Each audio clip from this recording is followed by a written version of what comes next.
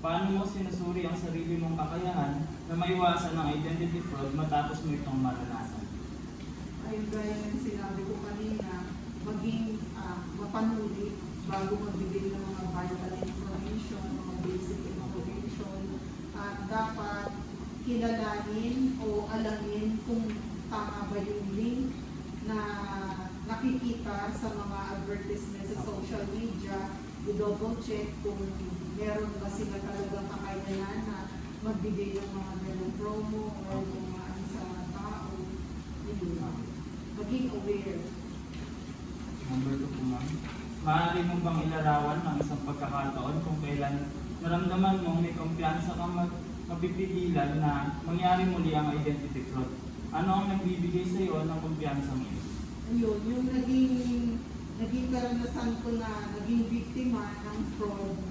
So, naging aral na sa akin na huwag agad maniniwala dun sa mga nakikita sa social media. Kailangan maging aware, maging mapanuri, i-double check dun sa pinakang site nila.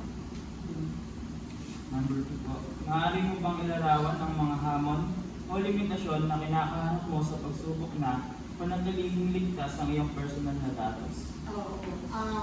Ang naging ano ko, every now and then, kailangan iniiba yung mga PIN code, password, para every time na may ganong insidente, hindi agad nila mapapasok o access yung information. Kasi isa rin yung sa binigay sa akin na idea nung bangko na yung napasok na rin, muntik na rin nila mapasok yung account code na dapat hindi ka mag-i-stay sa PIN code mo. Every now and then, pinapalitan mo siya para pag may ganitong scenario, hindi agad nila na-access yung mga vital information.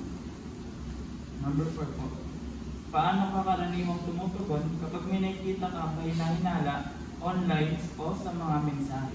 Ngayon, pag may nakikita na akong ganyan, meron naman silang, alam mo yun, yung report, yung scam or fraud, tapos kailangan maging aware din yung sa Facebook, kung Facebook yun, or kung anong action sa social media, na kailangan tingnan din nila kung legit ba yung nilalabas nilang information doon sa mga o bago nila yung ba advertisement na yun is pakinabang kung fraud ba siya o ano ba yun. Pero kung ginagawa ko ngayon, ano ko yung advertisement kung fraud ba siya or scam, tinatap ko, tapos na wag nang ipapakita ulit para ano yung wala nang mag-victim o binablock ang nalito. Number 5 po. Dahil sa iyong mga karanasan, pakiramdam mo ba ay mas naging handa ka, mas hindi handa, o nananatiling neutral sa pagharap sa mga sitwasyon ng identity fraud? Maaari mo bang ipaliwanag kung bakit? Handa na ako kasi ano yung nakakagigil talaga yung naging experience ko. Kung pwede nga lang talagang anuhin sila eh. Alam mo yun, kung pwede nga lang silang makulong, pwede lang silang para kasi wag na makapag-victim ng ibang tao talaga na yung iba talagang walang-wala na, tapos kung ano pa sila sa mga account ng tao, o maluloko. Grabe eh, sila nanloloko, ganun-ganun lang. Kung may maraming mga kailangan na yun.